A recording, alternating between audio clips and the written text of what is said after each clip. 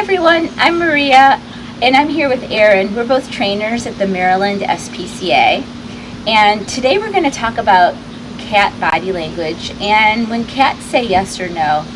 A week or two ago we did the consent test with dogs, so today it's all about cats. Not all cats really seek out human interaction. Some cats are very fine being around us, kind of like he's doing now, but they don't necessarily need to be all over us or actively soliciting attention. Some cats are a little bit more on the independent side. So some cats, I would say they're more the rarity, like belly rubs, but the vast majority really do not.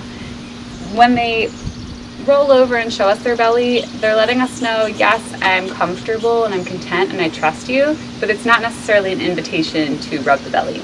So this guy does that a whole lot. When we come home, when he's happy to see us, he usually rolls over and immediately goes belly up. And if I were to go and scratch that belly, claws are going to come out and he's going to latch onto my arm and probably bite me. That does not feel good. No. And cats have 5 points of pain.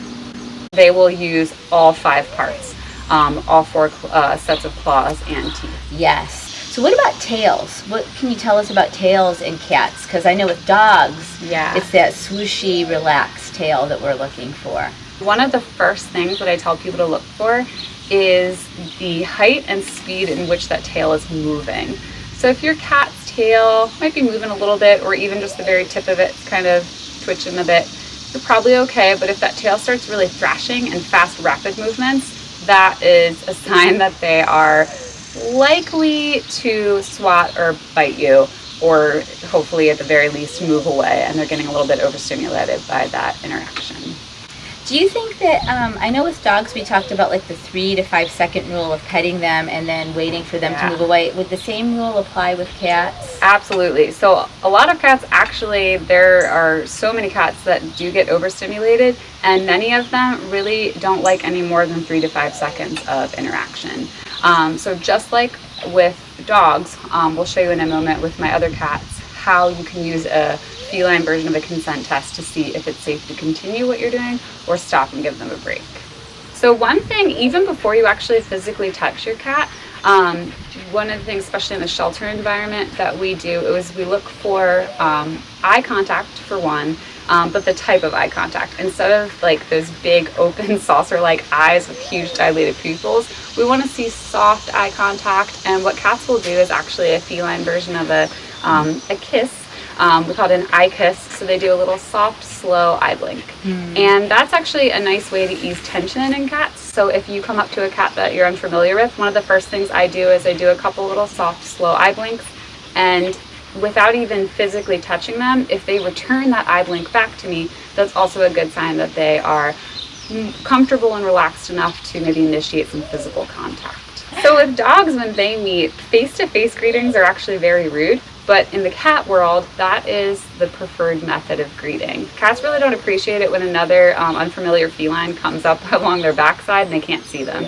So instead, you see cats, when they interact with one another, they'll come up and they greet noses. And from there, it could go in a positive or negative direction. But that initial greeting is nose to nose. So usually I start with a finger, and that's kind of like a fake kitty nose. And if they come up and greet it with in response with their own nose, and maybe from there they go into a rub or a headbutt, that's a really positive sign. So some other body language signals that you can look for to see if a cat is relaxed. How are they laying? Sometimes, if they're sitting really upright, formal, ears perked forward and alert, they're probably more interested in what's happening in the environment around them.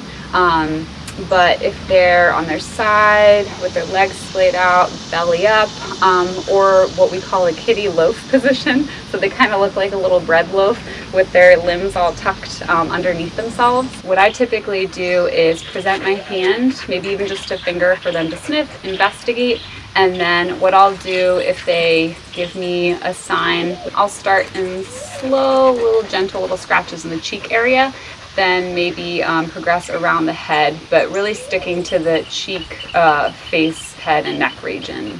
Gotcha. And don't touch the tail. Yeah, so some cats are really finicky with their tails. They're very particular about, even if it's just a lightly go down the back and go up. A lot of people are inclined to do that. And some cats are okay with the down the body motion, but when you go up and touch the tail itself or give it a little tug accidentally, they might turn around and give you a little swat or a bite.